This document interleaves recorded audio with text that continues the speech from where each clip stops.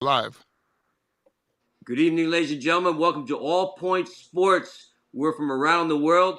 Bobby Blackjack, Stephen J, and myself up here in Callicoon, New York. We're going to switch it right over, hosting the show tonight from Oswego State University. They beat the number one seed just last week in the NCAAs. How about a big hand for Stephen J? Yeah, nice intro, Doxter. Thank you. And man, welcome in. We're on Blackjack TV, channel 114. We got Doc Holliday up in Callicoon, Bobby Blackjack from his very pro sports enthusiastic room, wherever he may be, and also Stephen J. A little different than my cooped up dorm room in Oswego. We're actually live from Long Island. We're in Blue Point this week. We're on it's a spring break special. So it's been quite a week. And, Doc, when I was prepping for the show today, I was doing all my March Madness stuff. I was looking at some golf. I thought maybe we can get an hour without talking about Aaron Rodgers. But as the way things go for Aaron Rodgers, he threw himself back into the spotlight today. And all of a sudden, I had to stop the NCAA studying. I was doing a whole lot of prep today. And Aaron Rodgers broke the news. So I guess that's where we got to start off tonight, Doxter, with the Jets. And usually when the Jets make the news, it's in very bad light. They're always embarrassing themselves. But this is every Jet fan's dream today. As you can see, we got the jersey right behind me. We got a rep. Aaron Rodgers said that he intends to join the New York Jets. Now, we'll get into what intends means, but I think that's where we got to start off, Doc. Aaron Rodgers to the Jets, your immediate thoughts? My immediate thoughts when Mike White went to the Miami Dolphins and signed for some millions of dollars, a multi-year deal, that gave the opening for Aaron Rodgers to say, yes, let me go to the number one market. Let me be the man. Came into the league in 2005. This will be double-digit seasons for him, 18 seasons. And I think he's going to do very well in New York. Oh yeah, it's going to be interesting going from Green Bay to the Big Apple in New York. And it was, we had Jet fans had a lot of we had our pros and cons. We didn't think it was going to happen. We thought, even though that there's really the only team that Aaron Rodgers wants, we never get anything right. There's no way that we can get Aaron Rodgers. He's too good a quarterback for the Jets. But nevertheless, he went on Pat McAfee show today, and he said that he intends to sign with the New York Jets. Like you said, he had to make sure that Mike White was out of the picture. If Mike White was there, it could be a completely different story. No one wants that two-horse race. I think Mike White would have beat him out anyway, so he had to make sure that Mike White was out of there, right, Doc? That's right. Get Mike White out of New York. Let me get in there. Coming out of the silence chamber, go into New York, full strength, and just take him by storm. And if he can make the playoffs behind a Mike White-driven Miami Dolphin team, I think he has a shot at the Super Bowl.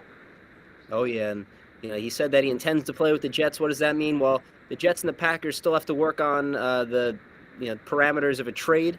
It seems like the Packers really digging in their heels, and they want a whole lot of value for what's a very good QB who's on the wrong side of the age bracket, who's 40 years old, but still got a lot left in the tank. And it's funny, he said that he was probably 90% retired going into the darkness when he went on his little darkness retreat. Now, whether he was serious about that or not, it seemed like Aaron Rodgers was ready to hang him up. But I guess in the darkness, it seemed like something changed. Maybe he still had that drive, 5 days in solidarity, in just absolute seclusion. Who knows what goes through the mind? But after that, he said he wants to play again. And, the Packers, they kind of pushed him out a couple years ago. They signed Jordan Love.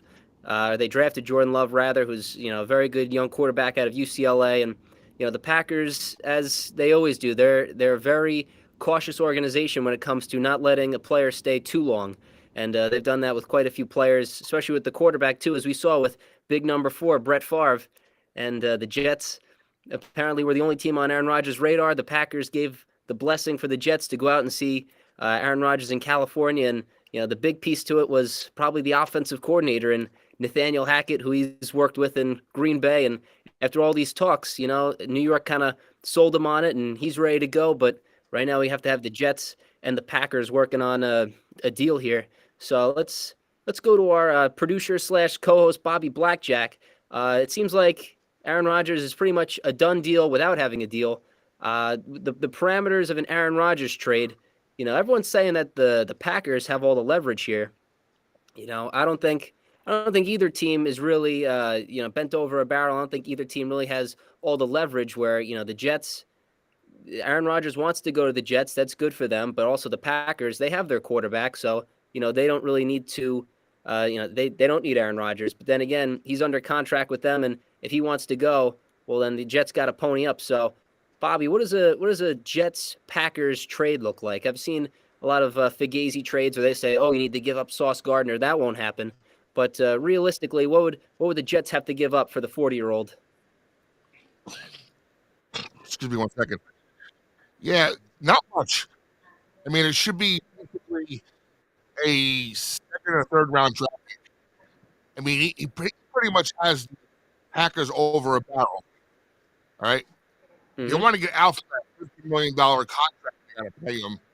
So to do so, the Jets can walk away. They won't, obviously, but I think they have the advantage in negotiations, and they should really hold out and maybe another day or two and not give up a first round draft pick. It's the worst secret in the world. Going to the Jets. Yep, especially when he said that today that he intends to. And it was a very interesting interview where Rodgers was saying that this has kind of been on his mind for a while. And, different reports have come out that he wants certain players. He kind of debunked that theory.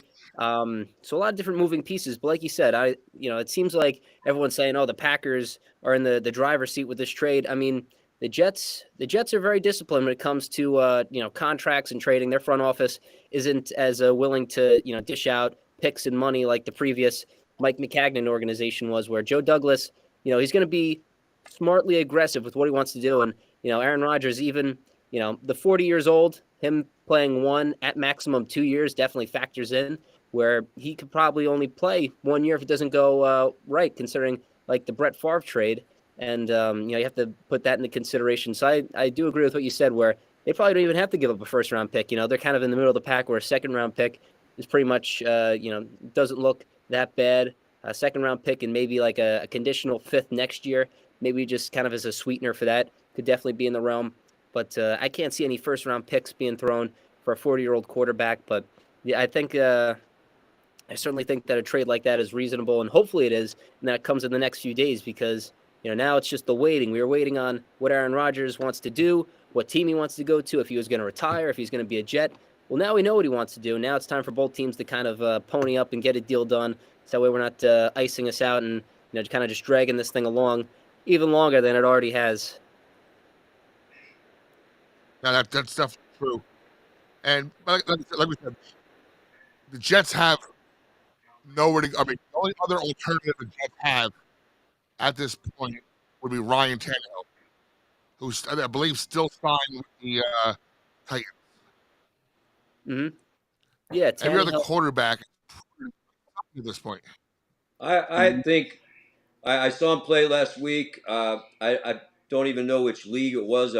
Maybe an XFL game. AJ McCarron, former college great quarterback, and he's throwing terrific. I know the scouts are looking at AJ McCarron. Oh yeah, the XFL. We get some football in the spring, which is always interesting to watch. The XFL. Have you been watching a lot of XFL, Doc? I know you're at a football game last week. Am I correct on that? Arena football, Rapid City Marshals playing indoors in the new stadium called the Monument, and it's a great venue. I would recommend it. Great family fun way to get the kids in for a small price, $12.50 ticket right there on the mezzanine, first section up. Great food and snacks, and kudos to the Monument for putting that on. They got waxed by a team out of Wyoming. The Gillette Mustangs put up some points, almost 70 points, 68 points, Wow. 68-20. It was a low-scoring game. That's kudos like to yeah, there was a number zero. How is Arena football? I'm sorry? So, Doc, how is Arena football? Tell us the Arena difference foot- between arena football and what we see out in the NFL. Well, there's less players. There's 7 players on the field. There were no point afters for 1 point. They were all. It was very weird. They scored the first touchdown through a pass for the what I thought was a 2-point conversions, and there were 9 points on the board. So I thought maybe it's 3 points for a pass. I didn't even know going out of the game. And then they ran it in the next time on an extra point and got 2 points. So I don't know if the scorer was wrong. Then the clock ran when it was an incomplete pass. So maybe they're working out the kinks. It was the first home game. Wow, that's arena football. You don't really. I haven't had a chance to look at that, and we've seen a couple of NFL greats come out of arena football. We've seen the great Kurt Warner get his start in arena football. I know they have the little walls on the side, right? Did any players get knocked over the walls, knocked Actually, into the barriers? one of the Mustangs intercepted the ball and didn't land in the seats, landed in an open section where people were just standing, went flying over. The feet didn't even touch the wall. And what a catch this young man made. It was very exciting, and he was okay. There you go. What would you rate the arena football experience? Is it something that you would definitely go back to? Is it a different product? Is it kind of the same product as the XFL? What would you rate it on a scale of 1 to 10? As far as 1 to 10 compared to the NFL or XFL, I'd give it maybe a 7. But as far as experience, and what I would give a great analogy to is minor league baseball. It's great for the family. The ticket price is very inexpensive. It did not even cost $1 to park, free parking. Wow. Unbelievable. I've been in Wilkes-Barre before, Pennsylvania, to see arena football right up close. And it's a great family fun experience. There you go. Arena football. And what game? Were they like in the middle of the season? Are they a fairly good team? They're 1 game under their belt and first home game, so they have the whole season ahead of them, and they're playing in a brand new venue, so it's quite exciting, and they're trying to get it the word around town, Rapid City, Box Elder area. I heard that it was either New York or Rapid City for Aaron Rodgers in the decision. It could have been either one of those two, and I think the Jets just barely squeaked out against Rapid City. But I think there was a rumor there that Aaron Rodgers was considering the Arena Football League. He wanted a new challenge for him. I think he could buy an arena football team and play for the Jets at the same time. But kudos also to Rapid City. They have another venue there. I believe they call it the G League for the NBA. The NBA has a team there from the Los Angeles Lakers. And there's some great players playing up there at the other venue. The Monument is new, and their other indoor arena is where they play the basketball and hockey. Oh, wow. That's Wow, I wouldn't think the Lakers would have a team that far away. That's pretty cool.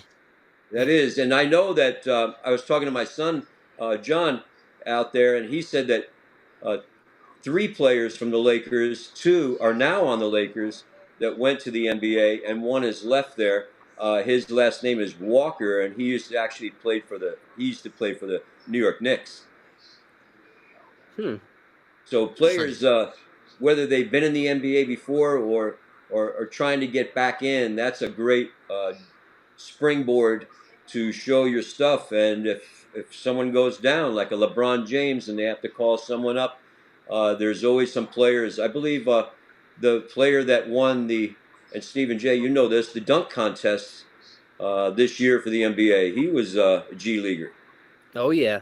Yeah, he made, I believe the total career earnings that he made from college to the NBA before the dunk contest was under $1 million. And then he goes on to win the dunk contest only an hour's worth of time, and he gets $1 million payday right there. So 1 hour of time and just a couple dunks later, this guy got life-changing money. And yeah, that's the G League is a great product. Just kind of the minor leagues in general, or independent leagues as well. I mean, down here on Long Island, we have the Long Island Ducks. That's a independent league baseball team. And there are a couple players this year. We've seen a couple players in years past that go to those teams to kind of revive their career, like you said. They kind of maybe get their foot in the door if they can't make it through the MLB if they get undrafted. But yeah, Wally Backman, the manager for the Long Island Ducks, he's got players. They find a lot of Mets because Wally Backman came through the Mets system as a minor league coach, and like you said, it's a good family fun experience. You go out, it's cheap. You see a couple names there that you might reminisce about. Bobby Blackjack, I'm sure you know about Ruben Tejada. He's on the Ducks this year, and Oh, really? Ruben Tejada, and yeah, Wally Backman. He always has those former Mets that kind of come in, and whether they just want to play just as a something to kind of drop. As I'm looking at the Ducks lineup right now, they always have to. They have Al Albuquerque, the great Detroit reliever. They always got a good couple players there that come in and try and revive their career, just kind of end their career. But yeah, good. Whether it's arena football or independent baseball or any of that, it's always a good time. And how would you categorize the rest of the trip that you had, Doc? Oh, fantastic. I just want to shout out my granddaughter, Jonna, made this cool looking hat. This is hand beaded, the brim. And this takes some hours of work, but it's definitely with the patriotic theme. Picks it up on the other side of the flag as well.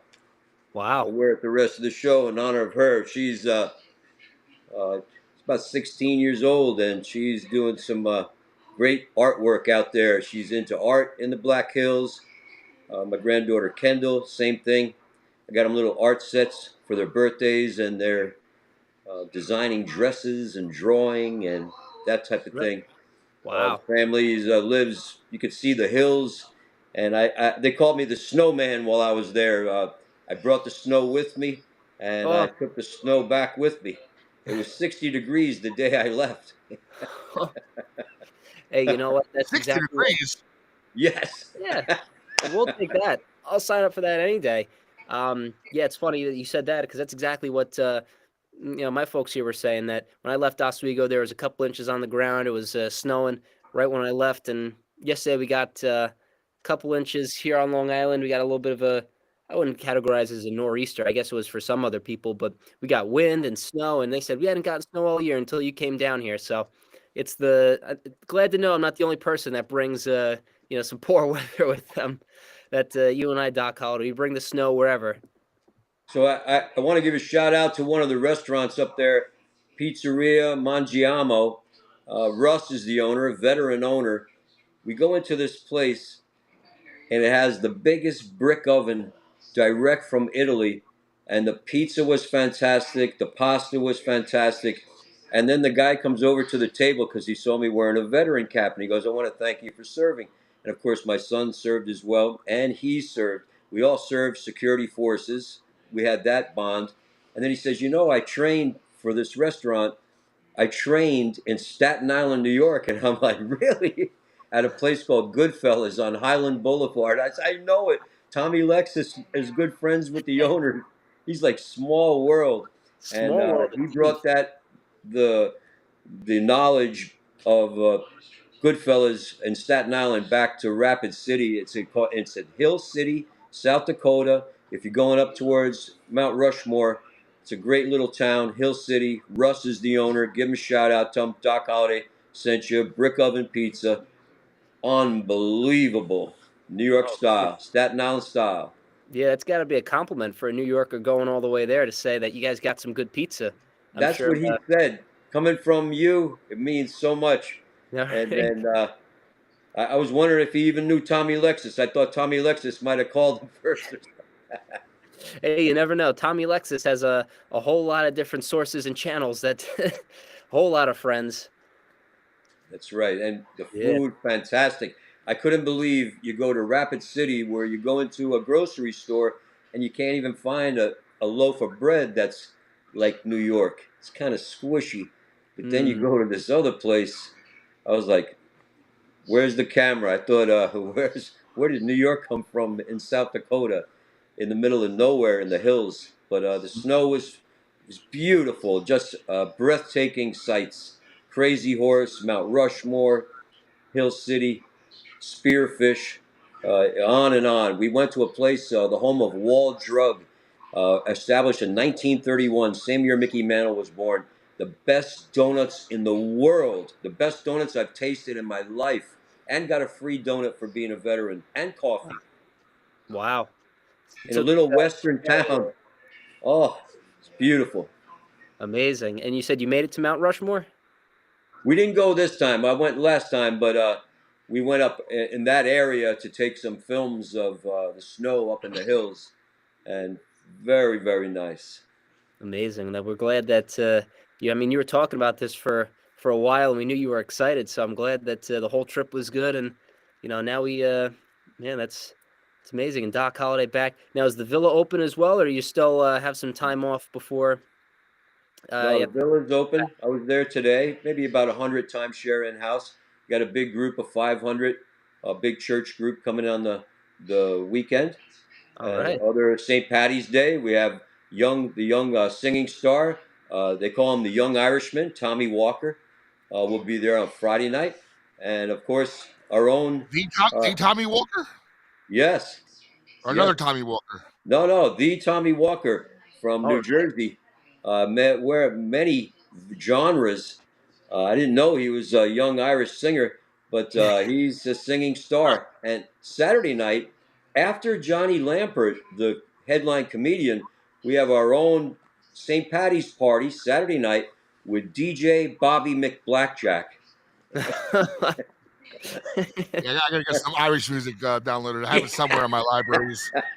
I used to do a lot of parades, like in Morristown, New Jersey has a big parade, and there were times for St. Patty's Day, like in Morristown, I would DJ almost 11, 12 or more hours straight because the parade's during the day, so the place is packed.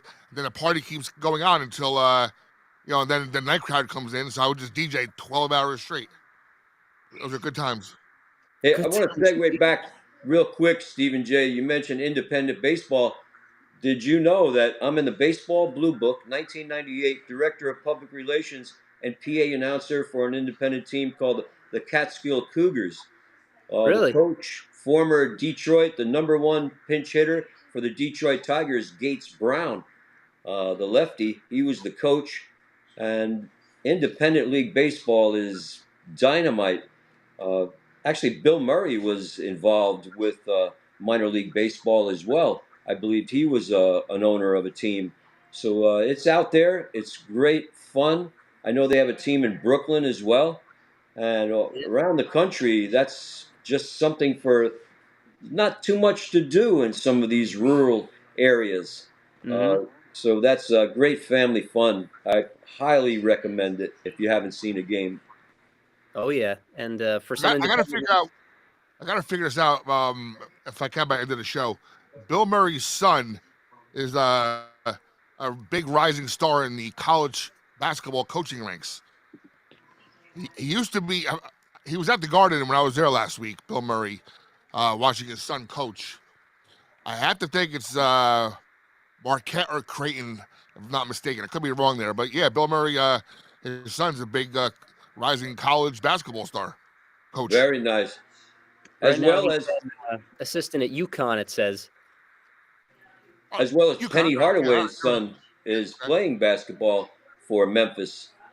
He doesn't start Penny Hardaway's son, and he didn't really do. He got in the end of the last game for Memphis, and I expect big things from Memphis in the NCAA. They're a tough team. I believe an 8 or a 9 seed, but kind of a tough route for an 8 or 9 in the tournament.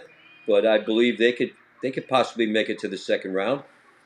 Yeah, Memphis is those 8-9 matchups. It's amazing how at least for me when it comes to the NCAA tournament, a lot of it's just as much as you want to base it off teams and matchups and stuff, you have to put seeding as a factor just because of recent all these different stats and trends that you have. So it comes to a point where I can't pick too many 7 seeds over a 10 seed, or I can't pick too many 5 seeds over a 12 seed. And it's Memphis is the 8 seed, and they're going up against FAU, and that'll be a very good matchup between two teams who I believe might have both won their conference, if I'm not mistaken. FAU did. Memphis, I wouldn't be too sure about, but Yeah, Memphis is the 8 seed. That'll be a tough matchup. Then they got to play number 1 Purdue if they win on Friday. And a quick That would be a shout out to FDU, which is basically 10 minutes up the road from me. They won their first 4 match tonight against Texas Southern, whose most famous alum, by the way, is Michael Strahan. Really? So big win for FDU with their new coach, who actually first year coaching FDU this year. Before this, he was at St. Thomas Aquinas down there in New York State somewhere, in between here and probably Villa Roma, somewhere by the Hudson River. He was a big time D2 coach who got an opportunity, and hey, he got a win today in the March Madness. So congrats to FDU. Again, 10 minutes from my house. I have covered the team before, so let's see. Tomorrow starts the craziness though. Oh yeah, 4 games at a time. I mean, that's a perfect way to kind of transition into March Madness talk. And this year there was not really one long consensus number 1 team. I mean, the number 1 team going into the year was North Carolina, and they didn't even make the tournament, which is usually, I believe it was the first time since the expansion of the NCAA tournament where the preseason number 1 didn't even make the tournament. So a lot of ups and downs with men's basketball and trying to figure out, who's going to be at the top at the end of the year. We've certainly had a lot in the middle of the year. Like I said, a lot of my upsets and teams are kind of based off of seedings and rather than just straight up matchups. But Doc Holliday, do you have a Final Four, or do you have a winner that you have set right now on the eve of the madness in March? I filled out a few brackets, and I would say in the CBS, you're allowed to fill out 3 in the CBS Sports. And I do have one of my brackets. I have a sleeper team, a Gonzaga team that's under the radar right now. Not too many people talking about the Gonzaga team, but they have a history in the NCAA of doing very, very well. They're a tough team out of the West Coast, and I like Gonzaga in the tournament. I also like Alabama. Alabama, they have some problems going on with some of their players. There was some stuff that happened off the court that could come back to bite Alabama.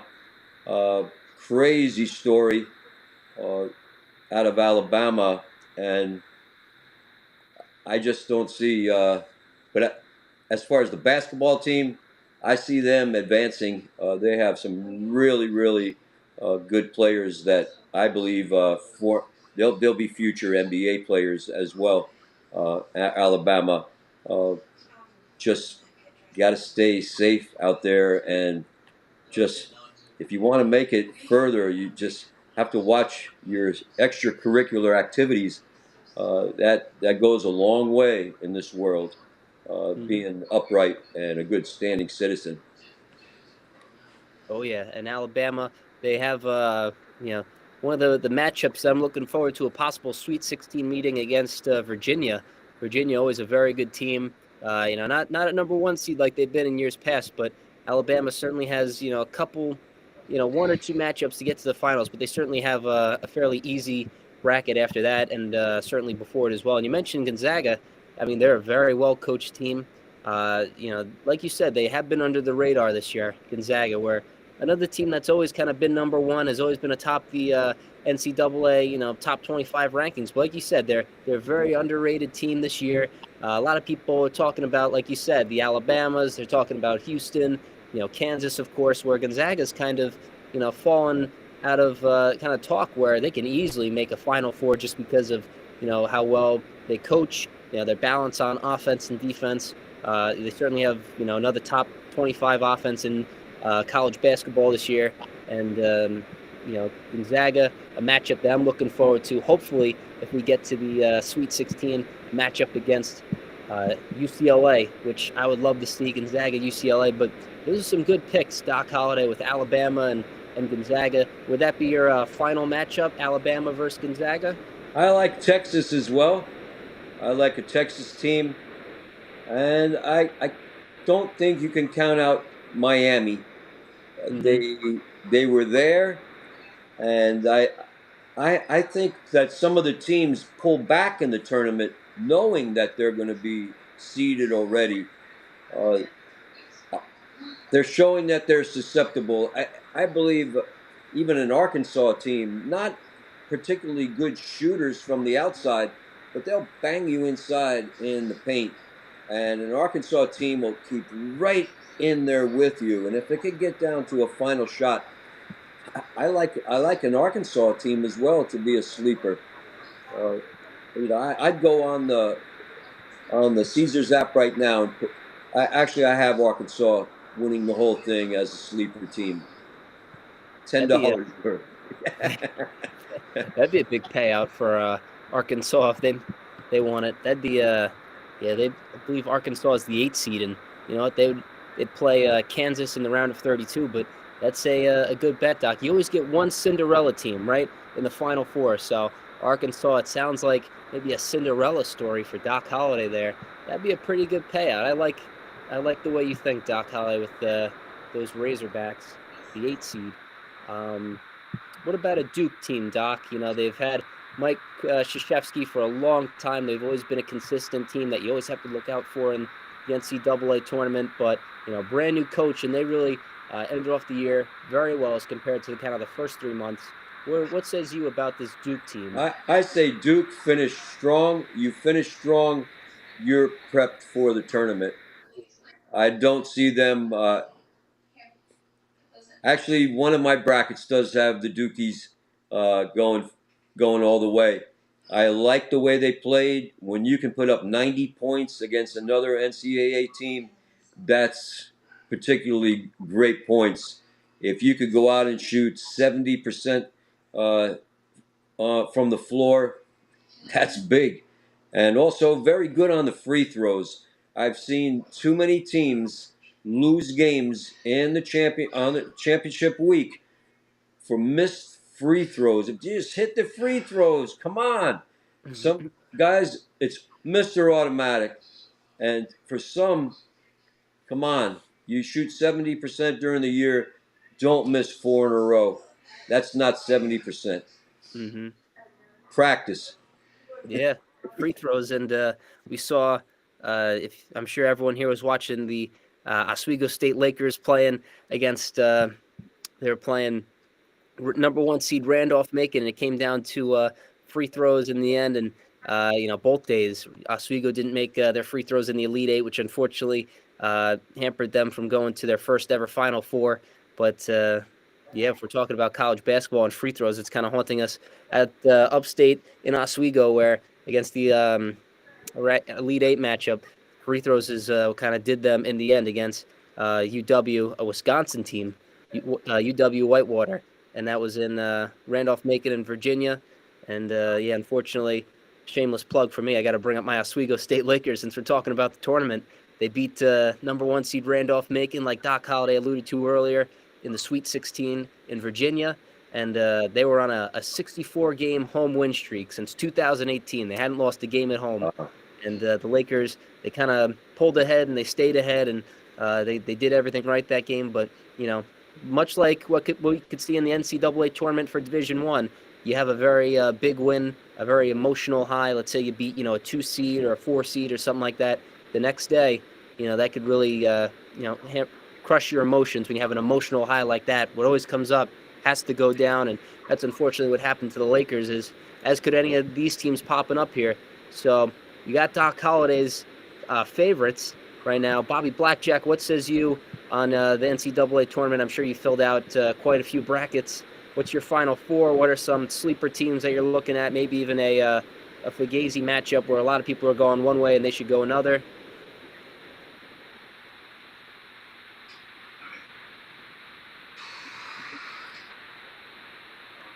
Bobby. Might not be able to hear you, Bobby. I'm sorry. I got it. No, so basically, I usually wake up Thursday morning, have breakfast, and I'll fill my brackets out like the last second. So I want to be able to digest everybody's thoughts, everybody's ideas for who's going to go where. Now, one thing I would say, though, being a Seton Hall guy and a Big East guy, I think Marquette has a real good chance to go pretty far here. They are a I have a complete. Marquette in a bracket. I have a Marquette going all the way in one of the brackets.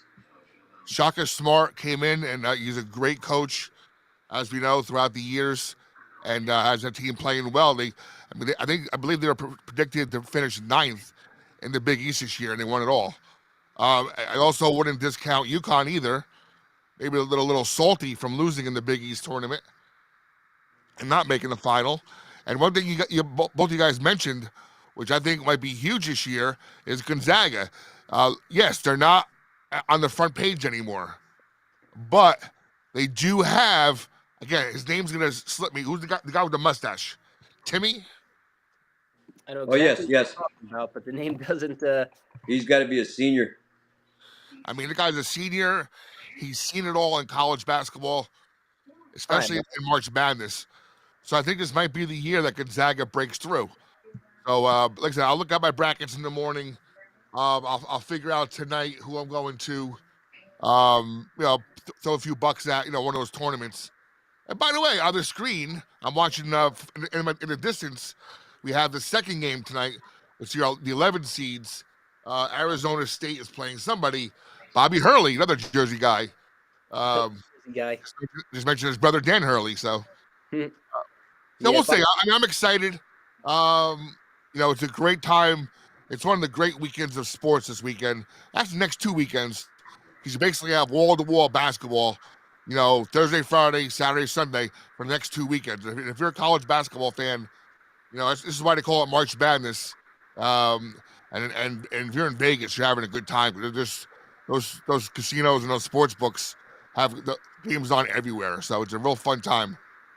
Maybe next week I'll let you know who I picked tomorrow. But I'm leaning towards a Marquette, UConn, and I like Gonzaga just for the fact that they're under the radar, and Timmy has seen everything when it comes to March Madness. Oh yeah, and Gonzaga is, like you said, it's a team that sleeps, and kind of going back to your research, it makes me sick when because I've been in a whole lot of March Madness pools in my short time on Earth, and I'm one of those guys who I'm going to be watching all these videos. Joe Lenardi is my best friend Monday to Thursday leading up into it. I'm looking at all these different websites and stats and doing all my research. And in the end, even though I have had success, it's always, the people that just kind of just fill it out to have fun. And those are the people that always do the best, and they steal my money in the bracket tournaments. So that's really something that grinds my gears when you have those whether it's at work or whether it's at school and no one knows any of the teams and they're just filling out a bracket just to have fun. And they always seem to just beat me out on it and steal my money. So one of these years I'll maybe just kind of fill out a bracket based on my gut instead of all the statistics and stuff that I feel. But you mentioned UConn and Iona. I think UConn's a good game. Everyone's picking Iona for some reason. Probably just because of their head coach. They have Rick Pitino, but I think that's kind of a gimme game for UConn. I think a lot of people want to be bold and pick Iona, but I think UConn is going to have no problem there. And Pitino could even go to UConn too. There have been rumors about that. I don't know how true that is, but Gonzaga is a good pick. Bobby, what you have an upset in your mind? Real quick, you mentioned Rick Pitino. I would see him more or less going to St. John's. He lives in New Rochelle, which is New York State, right on the water there. He lives on a golf course, I believe Winged Foot, and he loves it. So I could really see him taking a little bit longer commute, driving to Queens, and taking over that St. John's program. I believe it was St. John's that he had the most connection to. I know UConn was in kind of it wasn't UConn. It was St. John's. You're right. But yeah, St. John's or Georgetown. He's linked to both. Mm-hmm. I would just think St. John's for the fact that he's very comfortable where he lives now. St. John's is a high-profile program which hasn't done much in a long time. Georgetown, of course, pretty much sent Patrick Ewing to his coaching grave. Oh. He might pick up an assistant job somewhere where he works with the big men, but he was besides that one little run he had about 3 years ago in the Big East, winning the Big East tournament, coming out of nowhere, he was just an utter disaster as a head coach. And it's it's certainly interesting when it comes to college head coaches. I know in the professional sports, it's either a young hot shot or you want the kind of the old veteran who's been there a lot. But when it comes to college sports, it seems like alumni is a very hot topic when it comes to who's going to be head coach and who's not. Very rarely does it work out with star basketball players, like a Patrick Ewing. But definitely, if you went to that school, they want that brand ambassadorship. But like you said, that was just kind of doomed from the start with Ewing. And as great as he was a basketball player, it's tough to kind of recreate that as a coach. And just the talent like that he had, very very difficult to kind of to teach that to college players. And Georgetown, in a weaker kind of Big East where they've had opportunities, they sent him to his coaching grave, like you said, and that could be the last time we see Patrick Ewing on the sideline, as that really ended ugly. Oh, for sure. And you mentioned colleges and their alum. Seton Hall, we signed Shane Holloway last year, who was a star player for us. But the difference there is that he had a lot of experience as an assistant coach for a few programs, including Iona, and he was the head coach at St. Peter's. Had that great run last year, to the Elite Eight from a real small school in Jersey City. Patrick Ewing did not have any head coaching experience. They just figured his name, his work as an assistant coach with the big guys would be enough, and it clearly wasn't. Mm-hmm. Just like a Juan Howard at Michigan. I mean, as I believe they had a little bit of success early on in the tenure, but Michigan's not in the tournament. I don't even think I think they declined the NIT if I'm correct, even if they did make it. But yeah, Michigan and Juan Howard, the guy of the Fab Five, another kind of Michigan alumni, where it's always good to have an alumni as your coach, but kind of when you have these stars who go into the NBA, Juan Howard, I believe he was an assistant coach somewhere, maybe for the Heat, but it seemed more just kind of like a name hire. When you hire a big name like that who went to the program, it seems more like a draw for tickets and kind of the fans than what it is for an actual basketball program. Exactly. I could see a Rick Pitino going to South Dakota State. They could definitely use a Rick Pitino out there in South Dakota. Maybe he could fly out there. Yeah, they would probably, if Rick Pitino would go to South Dakota State, I think he would probably want his face next to the four presidents there in Mount Rushmore, I think, too. But you got to make sure there's at least 4 good Italian restaurants for him to be happy. Yeah, if he can eat free from the Protege down from the Boulevard in New Jersey. What was the restaurant again, Doc? Where, in Jersey? In South Dakota, the pizza. Pizza Mangiamo. Pizza Mangiamo. In Hill City. Rick Pitino, if you go there, you can get all the free pizza you want. It's like New York pizza. Maybe Russ will name it Rick Pitino's Pizza Mangiamo.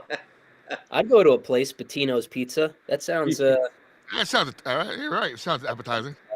Oh, yeah. And Pitino with Iona, there's as good as a run they had in that championship game. They were their conference champions. I could see UConn going there. But as far as making your brackets, there are a couple teams that I'm a little weary about, Doc and Bobby. As Baylor was our champion last year, I'm going bold. The 3-seeded Baylor Bears, they're going up against, I believe it's the 13 seed Baylor, the champion 2 years ago.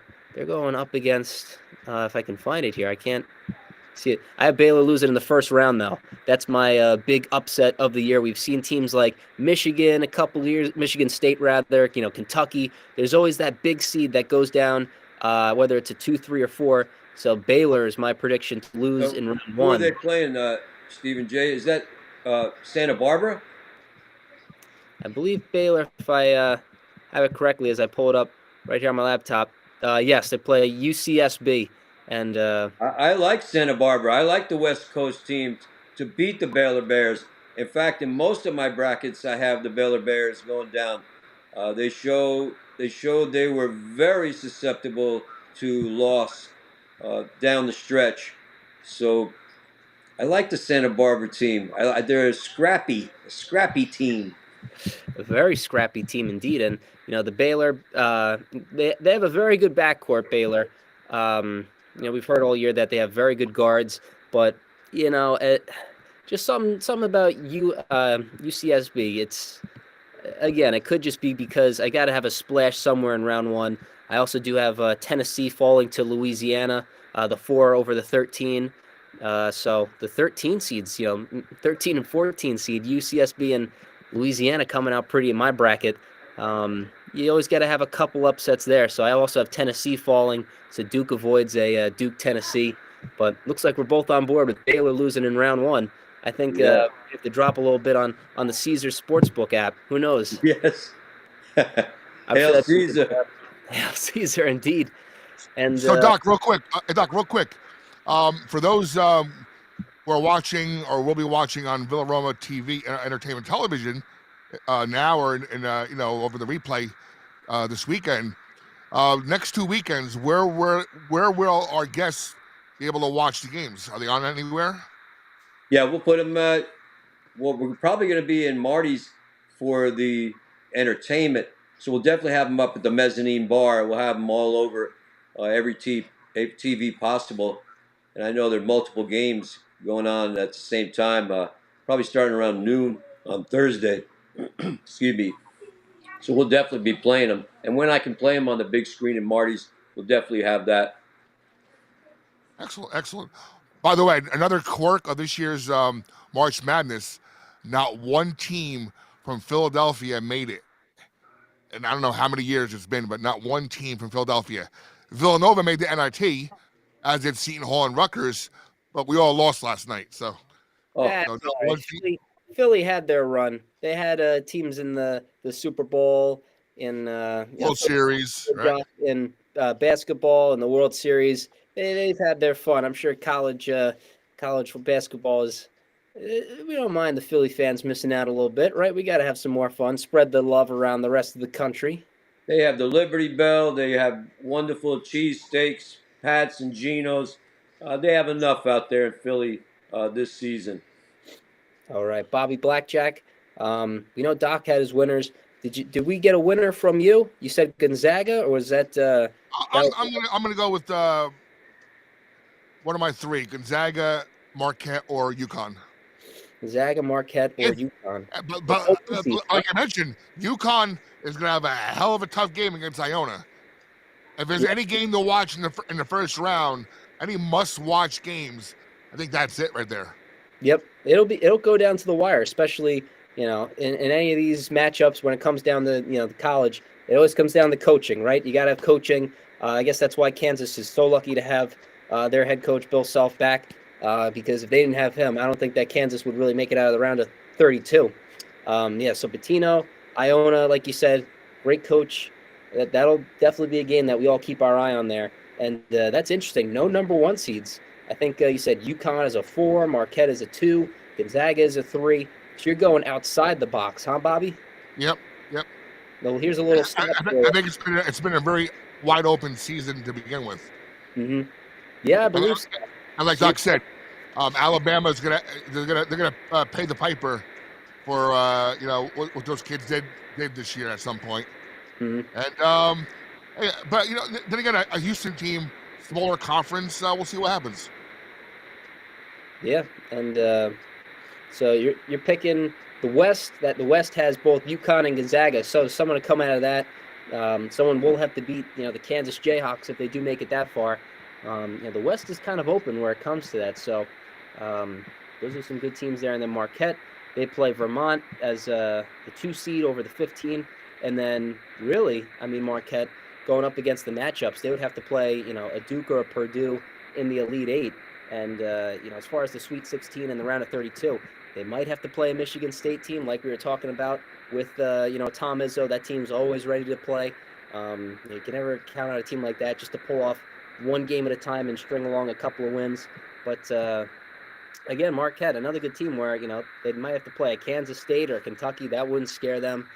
So I do like those picks, Bobby, and I'm sure tomorrow morning when you wake up and you have some grub and you fill out your bracket before noon, those will be some interesting picks. A little stat for you both.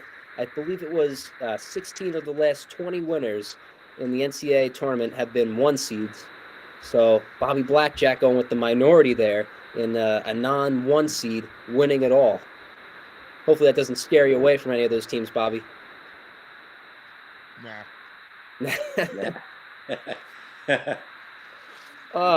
And for my bracket, I guess at the end I always try and make sure I have like 2 1 seeds, a 2, and then a Cinderella. That seems what it always kind of comes down to. Despite all the chaos, you always have 3 big seeds there. I always have to have, like I said, the 1 seed. I think that Houston's going to be there in the finals. I do think that Alabama will be there.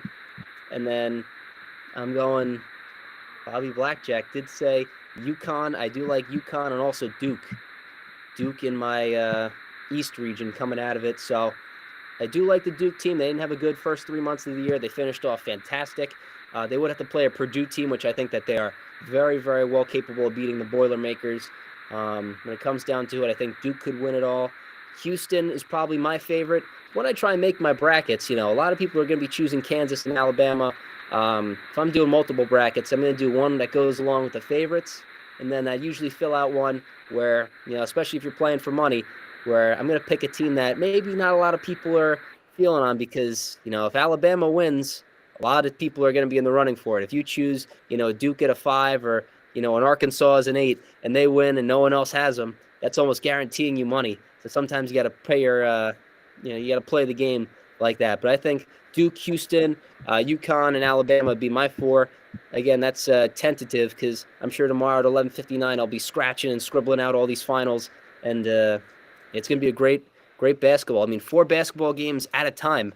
I've already begun the construction down here where I'm setting up multiple TVs and having it all, my laptop and on all these different networks. It's really a beautiful time. We got golf, we got NASCAR, we got baseball coming up, we got basketball, we got the NCAA tournament, the Masters in only a couple of weeks.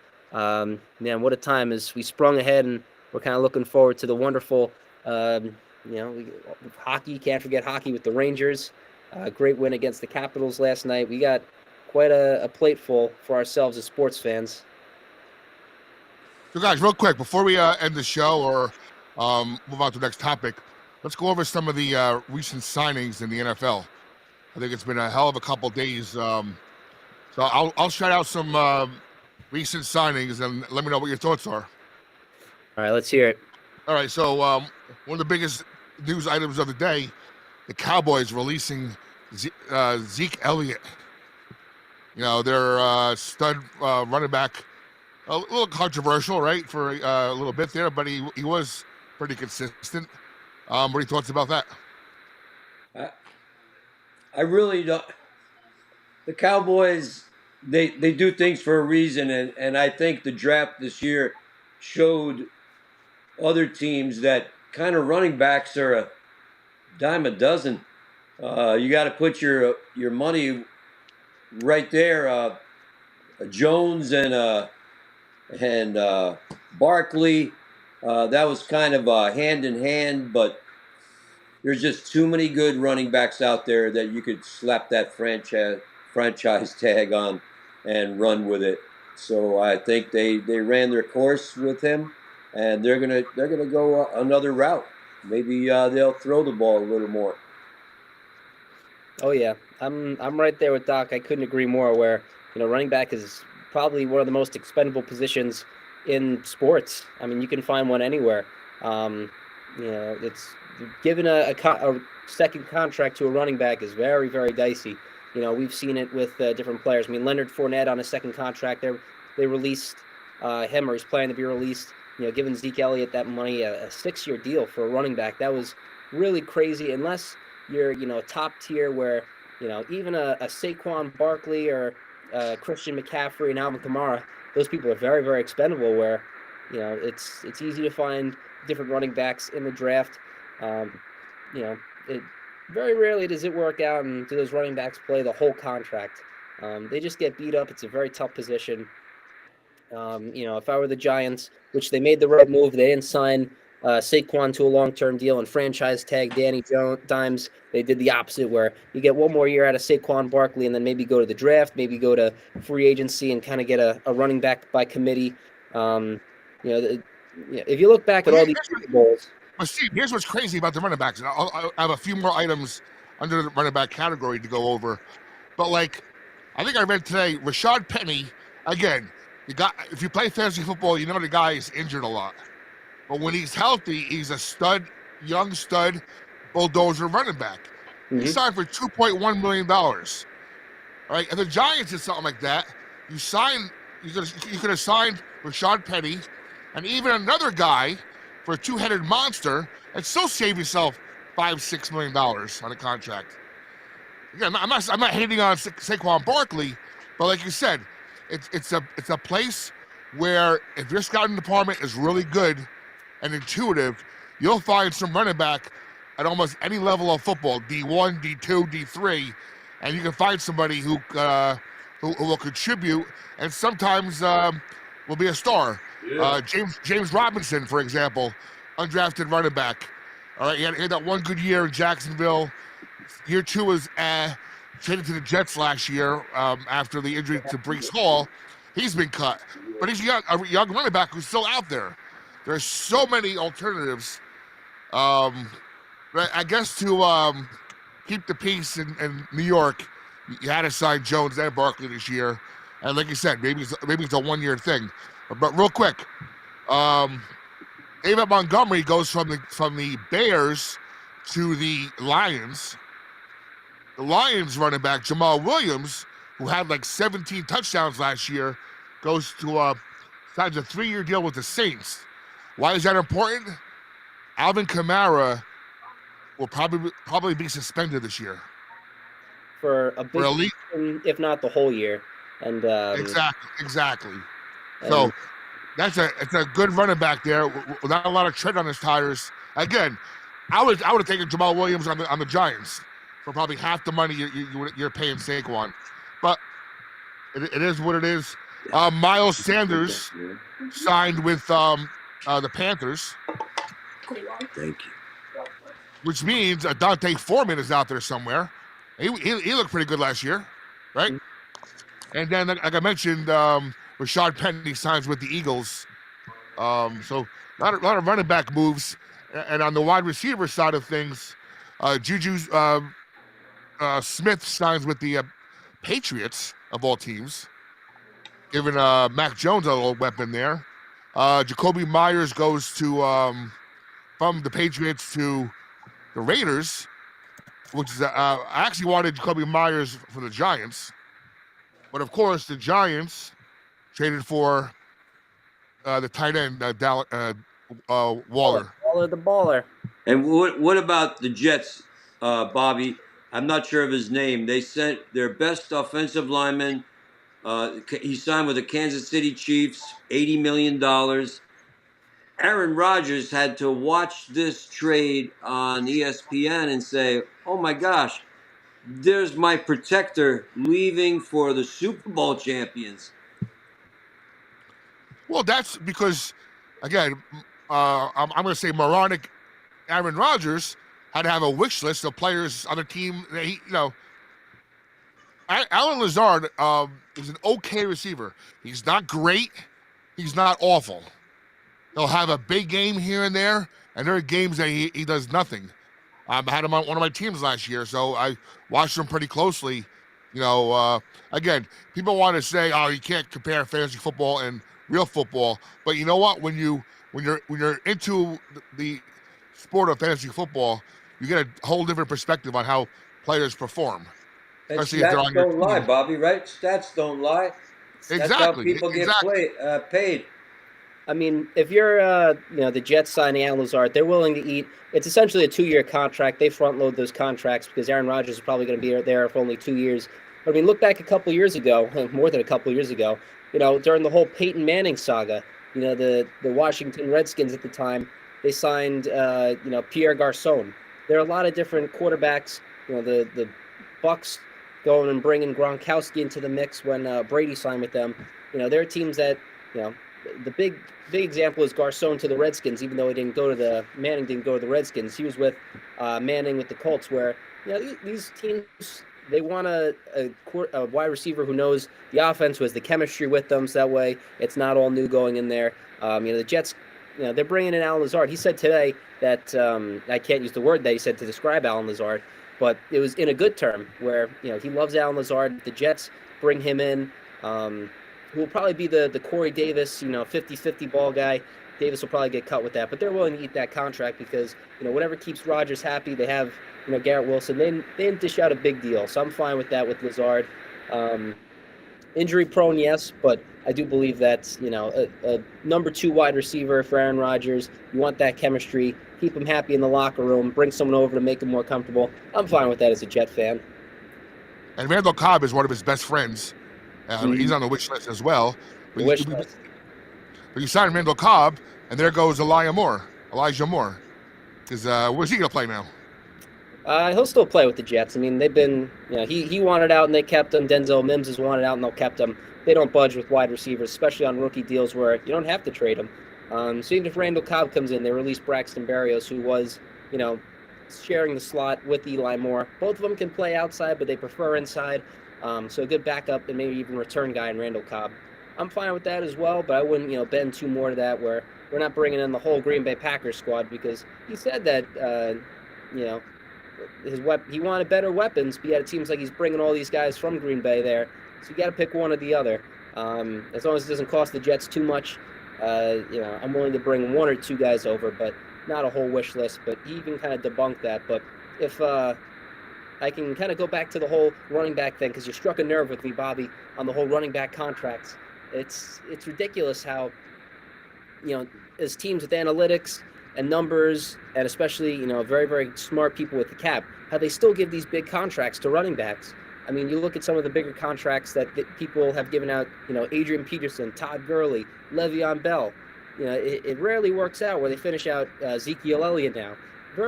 Works out very rarely. A Christian McCaffrey, even where he's constantly injured, just like Alvin Kamara.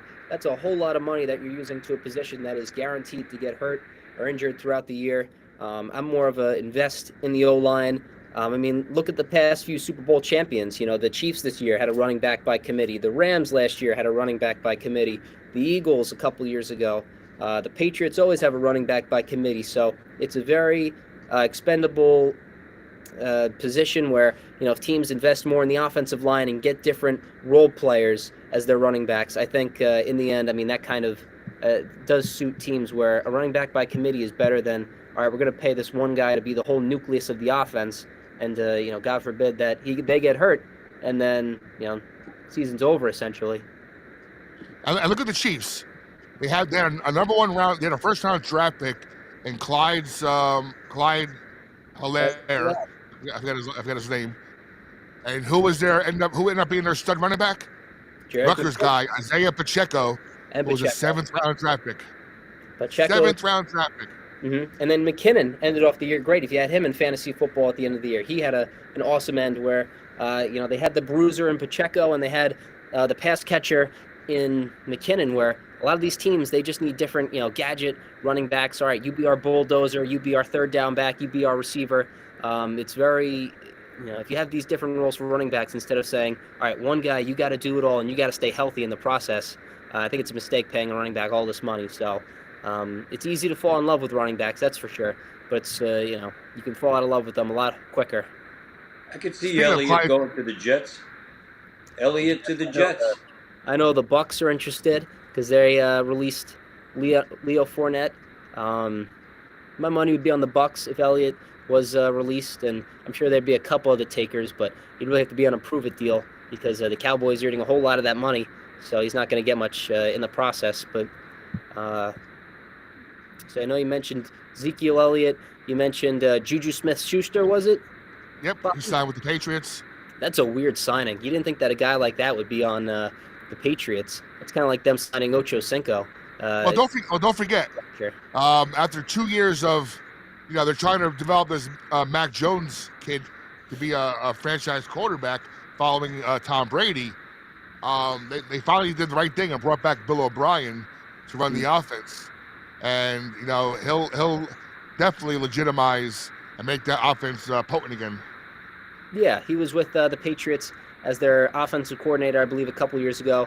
And he's most importantly worked with Mac Jones at Alabama. So, what Bill Belichick was thinking when it came to Matt Patricia being the offensive coordinator last year, that really paid the price because, the young quarterback like that, development is key. Time is really of the essence, especially on a rookie deal. The fact that they had Matt Patricia and Joe Judge running the offense there, that really, set them back. And I think they're kind of waiting for Bill O'Brien to speed things up. Let's get back to a normal offense. He runs both a college and a pro style offense. So having that diversity there, he's a Patriot guy. He's a Saban guy. He's a Penn State guy. So he definitely has the credentials for that. But yeah, Juju Smith-Schuster, very, very interesting signing. I know we had a couple of. It seems like defensive line has been getting a lot of love too here, Bobby. We had Hargrave and Payne and Cox get big deals as well. I tell you, watch out. If you're a Chicago Bears fan, you got to be on cloud 9 right now. Not only did you get DJ Moore in a trade last week, you traded the first round draft pick and he went back, picked up some more picks and DJ Moore. You signed perhaps the top 2 inside linebacker free agents on the market this year, and I believe TJ Edwards and Tremaine Edmonds from Buffalo. So that's not 1, 2 you signed. I might go in tonight to the app and put down $10 on the Chicago Bears to win it all. Chicago Bears. What was the Chicago Bears.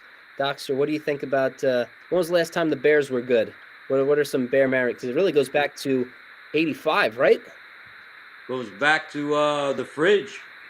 And what's his name? Had a couple of good years, decent years. I forget his name, the quarterback. McMahon. No. It's escaping my mind right now. But he had a couple of decent years. I forget his name off the top of my head. But yeah, it's been a while, and we'll see what happens. I like their new young aggressive GM, former lineman in the league, and Justin Fields, I believe, has a lot to prove. So I think he's very disrespected right now. He did some great things last year with almost nobody around him. So we'll see what happens this year. You know what I'd like to see? I'd like to see Charlotte, who traded Carolina. Carolina, I'd like to see draft a quarterback that becomes a superstar, like the number 1 guy in the league. That would really make me feel good about that trade. Mm-hmm. Well, no, I think, Doc, that you mentioned that. The biggest enigma in the draft this year is Anthony Richardson from Florida, who broke all kinds of records in the combine last week. Could be, he's the size of a lineman with wide receiver speed and has a cannon for an arm, but is a little bit raw yet. So some of the things I was reading today, which I kind of agree with, is that you go out, you sign Andy Dalton today in Carolina. So what does that do for you? Well, that kind of gives you a little window where if you had to start Andy Dalton for a half a season to get this kid ready, you can. Because the other three quarterbacks, maybe not Levis yet. Well, Will Levis from Kentucky, but Stroud and the kid from Alabama, they're day 1 starters. Yeah, there's some project QBs in there. But Richardson is definitely project QB with the highest upside. So maybe, signing Dalton would give them a window of opportunity to, hey, Dalton isn't atrocious. There are worse quarterbacks out there. And you give this kid Richardson some time to groom and get in the system, and the kid's going to be an absolute stud. We'll see. Yeah. And the combine, I hate the combine. I hate it with all my heart, just because you have players, especially in the wide receiver market, maybe even some quarterbacks as well, where they run a high 40-yard dash time. Guys like Ruggs and John Ross, they're wide receivers that go off the board first when you have more full set skilled wide receivers instead of just get it and go guys. Just to kind of name a few. I'm just more based off the tape than the combine, so I just can't stand that. But for the Panthers, we see that. I mean, Andy Dalton, what do you get? A 2-year deal, I believe, right? 2 years, 14 mil, I believe. I believe so. Yeah. Yeah, it's A like little the less than Mike White. it's like the Mitch Trubisky deal for my Steeler fan to the right of my screen. Mitch Trubisky, sit Kenny Pickett, let him do his thing. Even though, it's basically a 1-year And deal. but Sit back. they actually, I was reading this a few weeks ago. They actually love Trubisky in Pittsburgh. He's the guy who he does not have an ego, and he does not mind being this mentor / backup to Kenny Pickett, who's clearly your president in the future, but he does not mind taking that back seat. You know, so yeah, a lot of quarterbacks really they do not like that. We saw it with Ryan Tannehill this year and Willis, which could hinder them sometimes. But was the rumor true that someone punched Trubisky, or was that just false? I haven't heard that. I didn't hear that. There was a rumor that there was a Pittsburgh Steeler player who punched Mitch Trubisky in the face, kind of like a Geno Smith, IK Poly. I was wondering if that was real or if that was a made-up story. I'll have to look it up for you and let you know. By the way, before we go any further, I want to get this out there. Derrick Henry, again, this is just my speculation, my analysis. Derrick Henry signs with the Buffalo Bills. Gives them that running back presence that they've been missing. Singletary's not a bad running back, but he's prone for some really bad games. And can have a good game here and there. But Derrick Henry is somebody who's got a lot of miles on those tires, but yet in the right offense could be, clock control and, and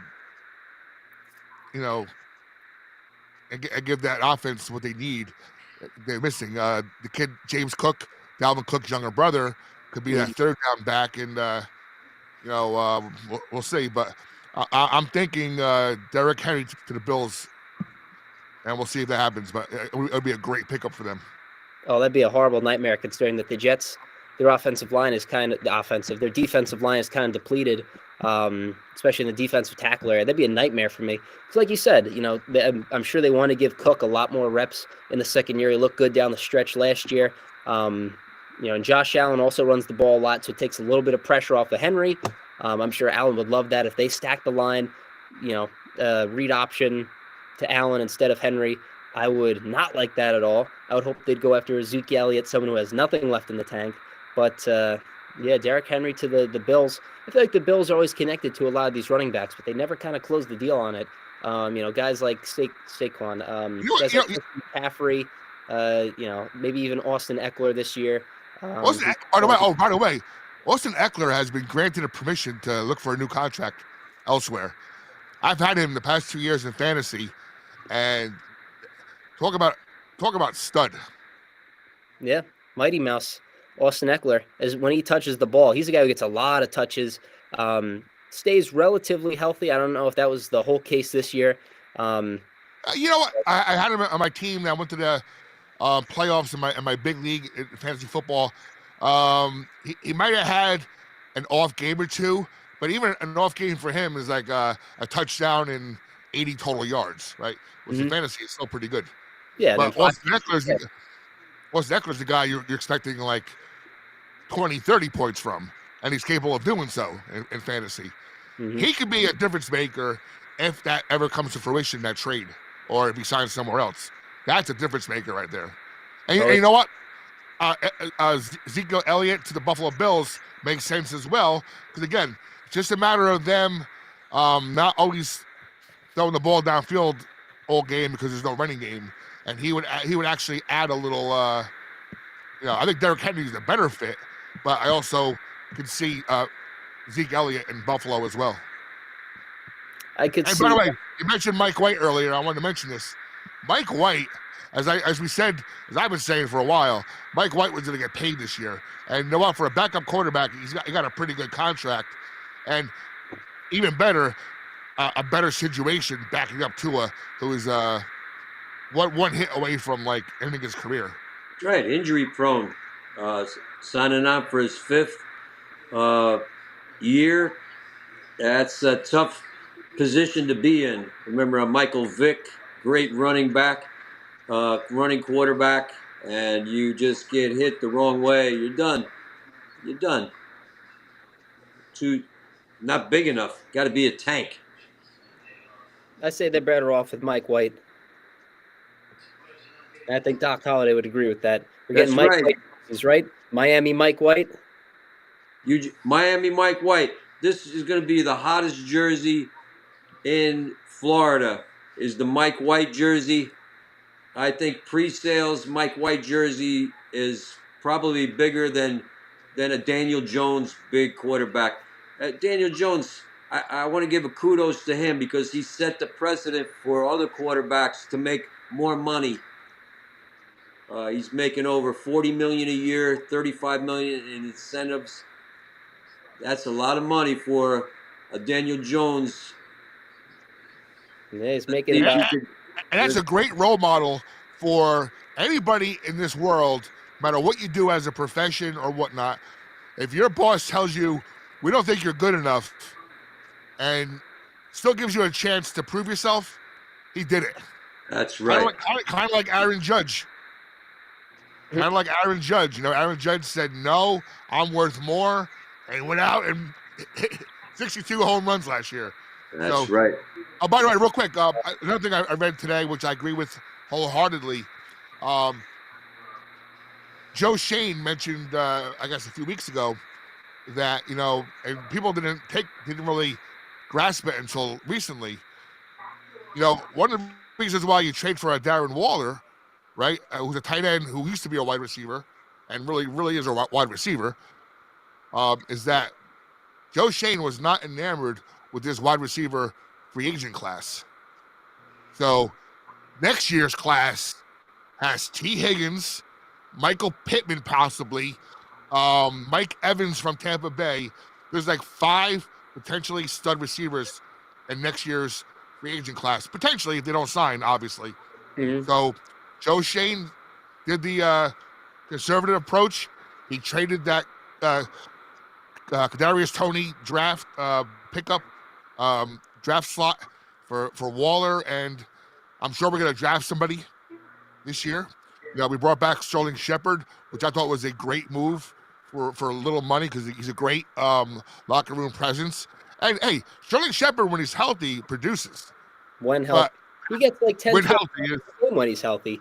But the downside is, you know, he's out for when healthy. Yeah. So it's a we'll risk see. sport, but he's Daniel Jones' favorite target by a mile when he's on the field. And didn't they have a workout? Who'd they have a workout with, Bobby, last week? The receiver that didn't play last year because of the hammy. Odell Beckham Jr. Odell Beckham. Now, where do you think Odell Beckham might end up? Odell Beckham, while on Aaron Rodgers' list of Steven wants him on the Jets, obviously. I see Cowboys. Cowboys need another receiver to complement CeeDee Lamb.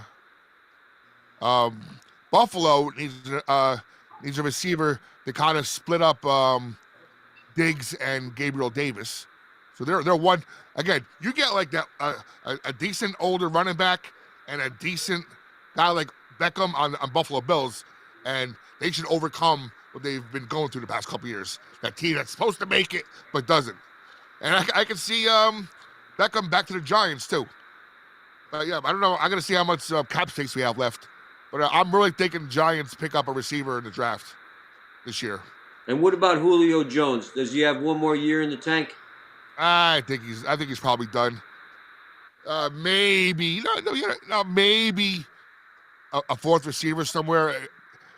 No, Doc. A lot of times with these guys, though, it's not so much their abilities; it's their ego. Sure. You're one of the top receivers in the game. Can you stand being that fifth receiver later in your career? It's easier at baseball to do that, right? Baseball, you can hang on to be a bench player for a while. Obviously, in the NBA, the 15th guy on the bench makes $2 million a year.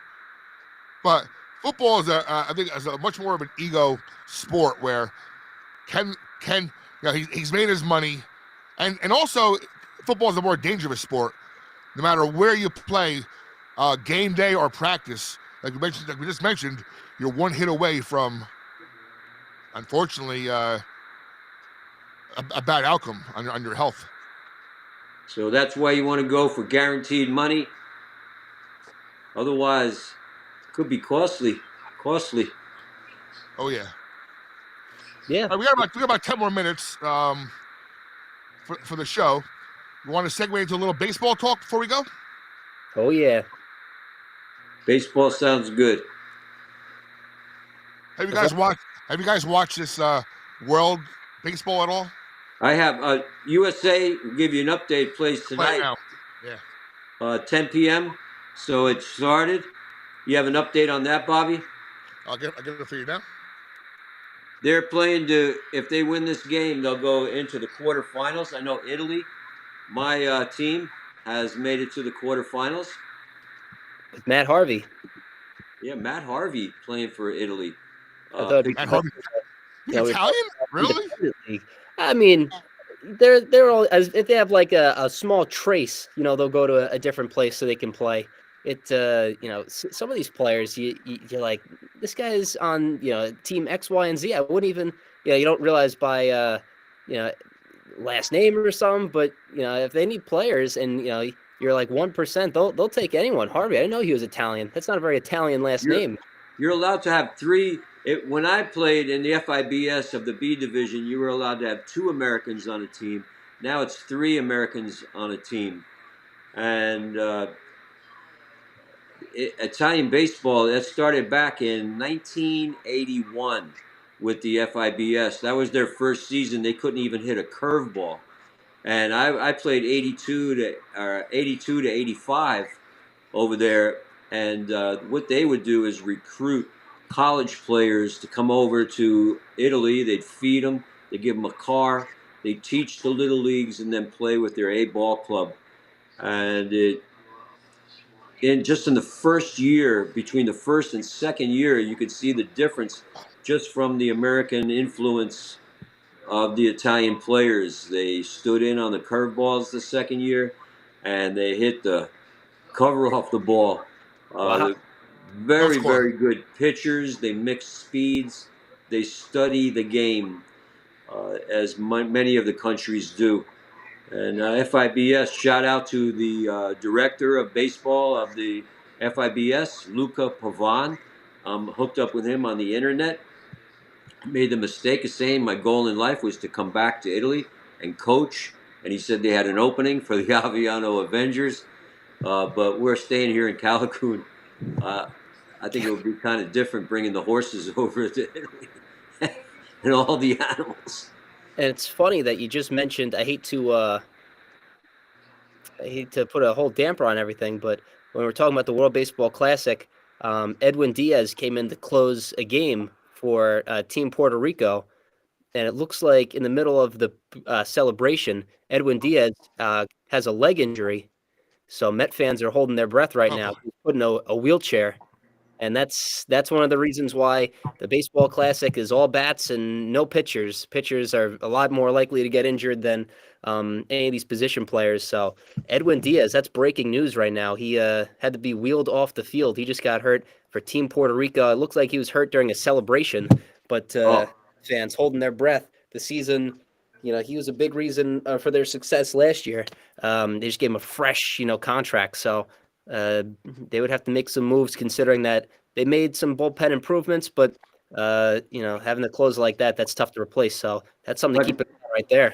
I can tell you the World Baseball Classic, if you look at the roster of every team, now you may recognize some of the names, but as Stephen J said, many of the names you're not going to recognize. It's tough. If they want to play for their country, that's fine. Acuna from the Braves over there playing for his country. But you don't see, as Stephen J said, too many of the star pitchers because it's just too close to the season. In the first round, you're only allowed, the pitcher's only allowed 65 pitches. In the second round, 80 pitches. In the third round, 90 pitches. So they're looking at saving the arms of the pitchers. So first time ever in the World Baseball Classic, I can't even tell you the teams that were playing, but there was a combined, I believe, perfect game. 4 pitchers for the first time ever in the World Baseball Classic throwing a no-hitter. That's pretty cool, and it gives a chance for some of the younger players that are in these organizations to make a name for themselves, or maybe show that they have a bat or an arm, and maybe they don't get that chance, maybe in preseason. But then a lot of these guys are going to play in the minors, and or maybe sit the bench for the big ball club. And a lot of these pitchers that you see out there, Matt Harvey, you're going to recognize the name, but people say, where has he been pitching, this Matt Harvey? So I kind of like it.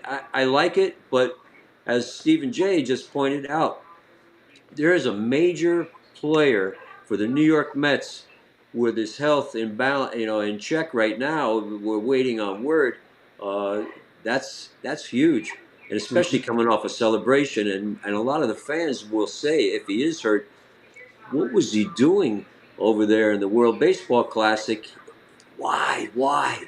We know why. Pride and representing your country, but that By the is way, huge. for the sake of Villaroma Entertainment Television, here was the Italy box score from Sunday's game.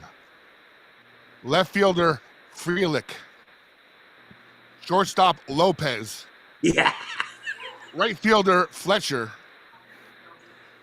catcher Sullivan, first baseman Pasquantino. Here's the first Italian. There you go.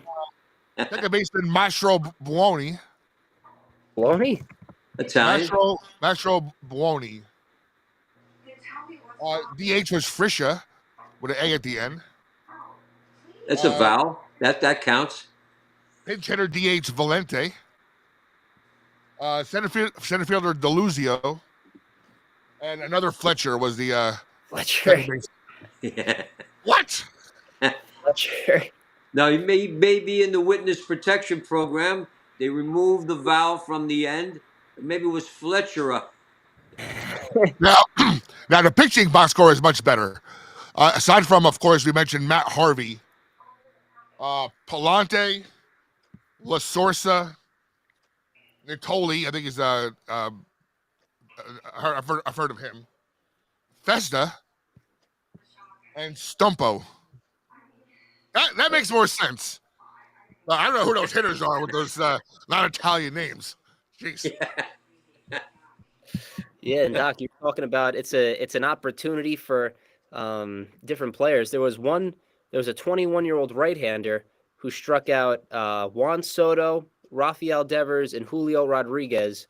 3 top players in baseball for Team Nicaragua, and because he struck out those 3 players, he got a deal with the Detroit Tigers. He struck out 3 players in 10 minutes of pitching, and that earns you a possible life-changing opportunity there. So like you said, Doc, it could offer some opportunities to some players that might not otherwise get a chance if you can't play in Salt Lake or Long Island for an independent league baseball team. And I'll give you another example. Or this is possible for anyone watching right now that is a player that maybe only certain percentage make it to the pros, of course. But how do you continue your career in baseball? Contact the FIBS in Italy or any country that has baseball in England, Great Britain, and let them know your background and you're interested in coaching. And there might be some spots open where you could go over, especially if you're single. The single life over there, coaching these younger players and mentor program for the young, and then playing with the A ball club. I believe there's many opportunities open. Even if Luca Pavan is watching right now, he's saying, hey, I'm so glad that Doc Holliday mentioned that, because there are many, many opportunities. So even in acting, they say if you're not good enough, then teach acting. So maybe there's a coaching opportunity open for you. Mm-hmm. But you have to give us 15% now because we gave you that advice. That's not free advice, of course. So if you do get that deal, to anyone listening, you got to give Doc Holliday 15% right off the bat. There you go. There we go. Hey, we got some And World Baseball Classic talk. We got NFL. We got the March Madness. This was a very good 90 minutes of sports talk, And gentlemen. and also, yeah, great show. Our best one so far. We'll keep getting better. I spoke with Chris Monty before. I'm going to work with him this weekend when I'm up at the Villa Roma.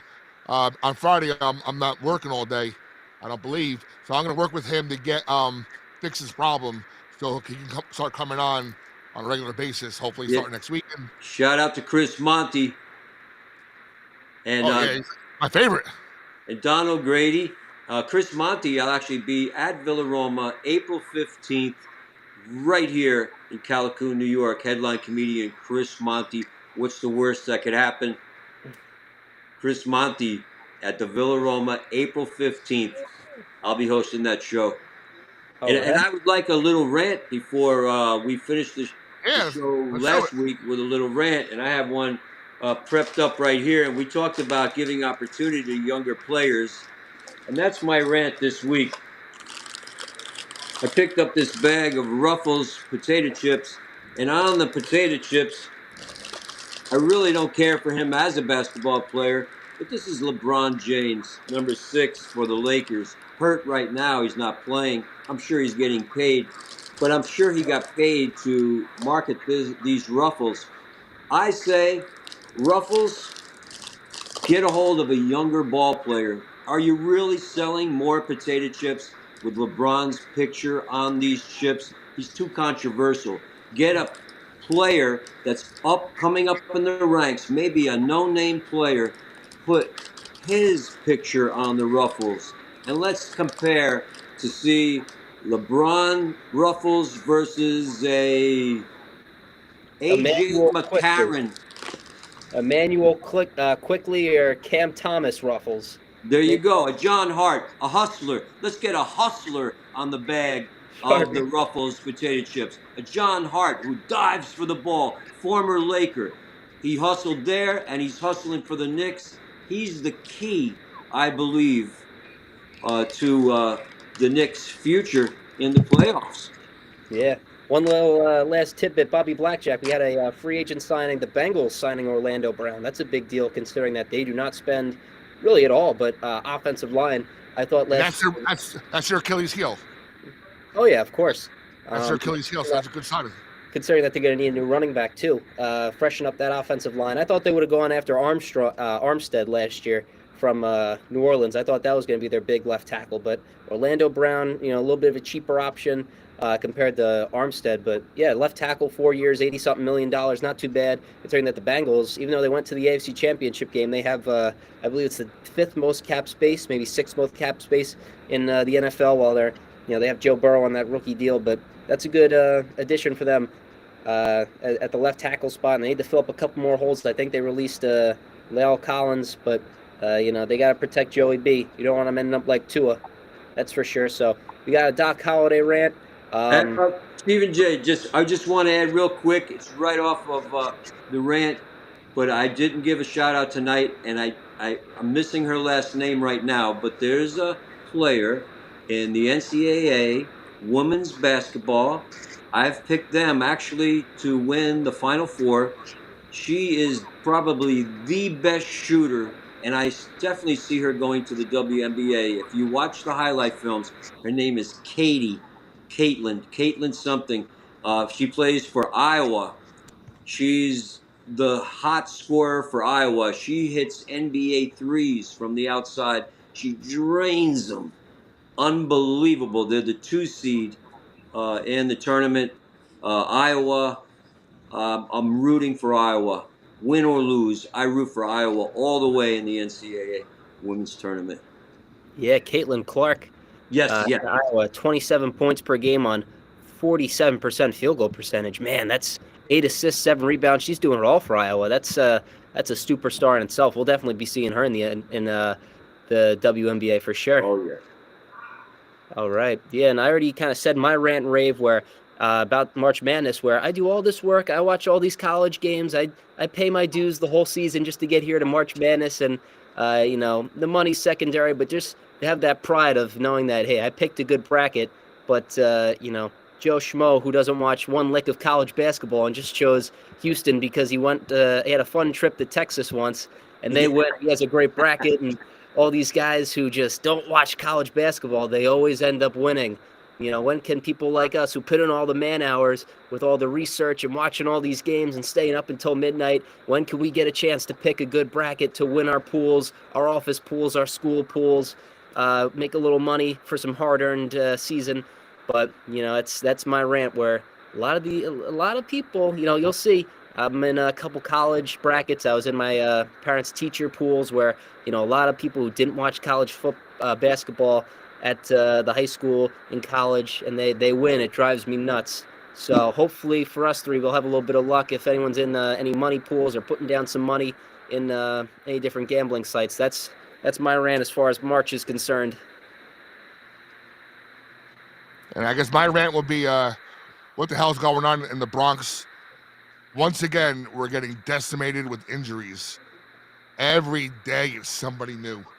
I can't explain all that money they have, all that money they could put into resources for, again, I'm not saying it's any one issue, but my God, every day it's somebody new.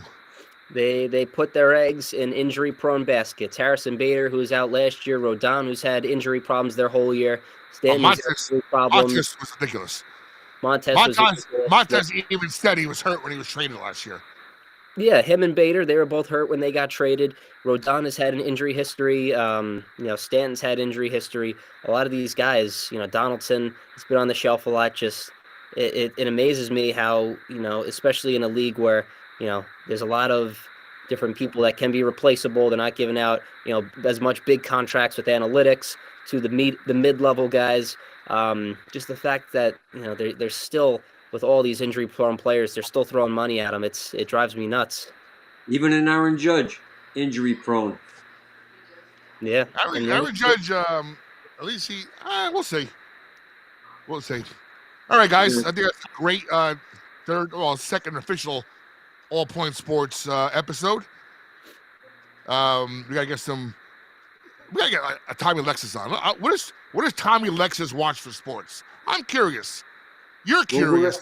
I can get him on. I reached out to Anthony Antico. Hopefully he's watching tonight. Shout out to him. Tommy Lexus would be a great guest. Joe Causey, great sports guy. He's not just music. He's sports and music. We'd have to figure out, Doc. Maybe during the day, we'll have to do like a separate recorded interview with Joe because he's on the air right now. Sure. So it'd be kind of hard to get on, obviously. Even Jeff Norris. Jeff Norris, big sports guy. Great. And like I said, my top of my wish list, sports talk with Uncle Floyd. Uncle Floyd. He doesn't know computers too much. We'll be talking about the Brooklyn Dodgers all day. Oh, goodness. Peter's Meat Market gives him the food, says, "Can you bring this to Doc?" He eats it on the way up here.